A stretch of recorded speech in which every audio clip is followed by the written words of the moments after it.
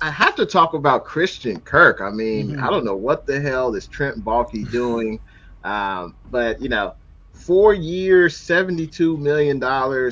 Let's see, I think it was a $37 million signing bonus. I think the guarantee was only, let me double check this, but I think it was only like 20 million guarantee, I believe. So what were your thoughts on, Christian Kirk signing this big deal with the Jags? Do you think that was, he deserved that deal, or he was worthy of that deal based on his previous production with the Cardinals? Well, I am pretty much consistently on the side of supporting players get whatever they can get. They have a limited shelf life. Owners make a lot of money. And I always, it bothers me personally. It's just my pet peeve when people, kind of get on players for wanting too much.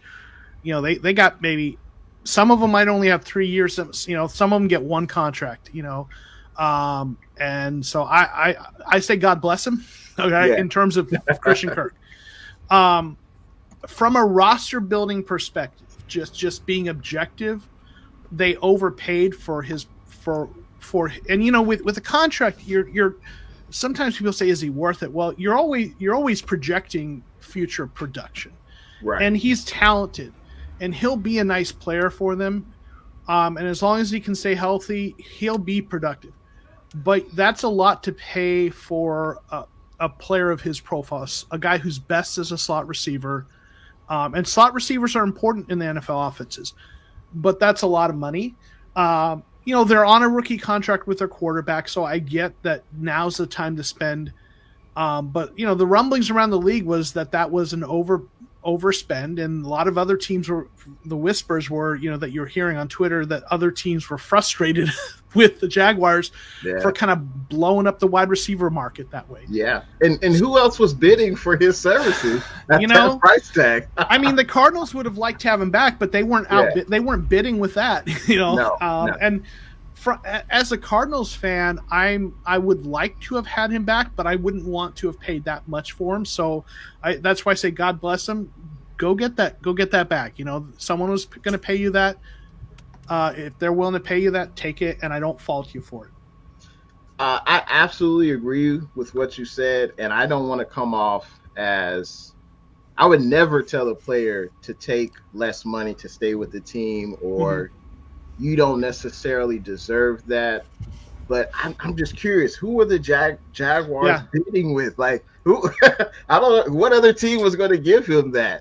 And as you mentioned, his deal affects all the other wide receivers who want to get a contract extension. And I would love to hear your thoughts on Deebo Samuel.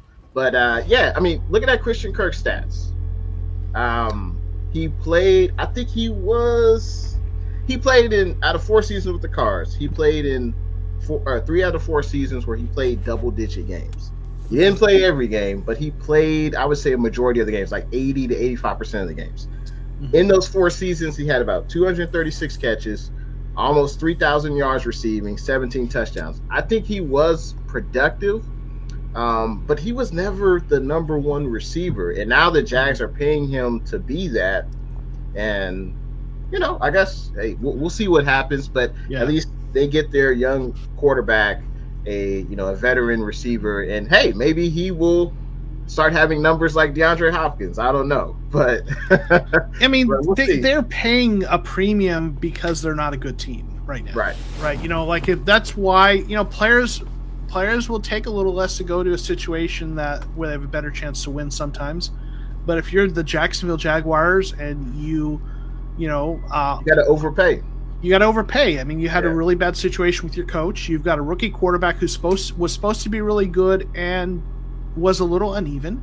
He'll probably be fine, but they were bad again, and you got to overpay. Yeah, so he was competing. I mean, but at the same time, Florida's not a bad place to live. So. Exactly. Yeah. No, you're absolutely right about that.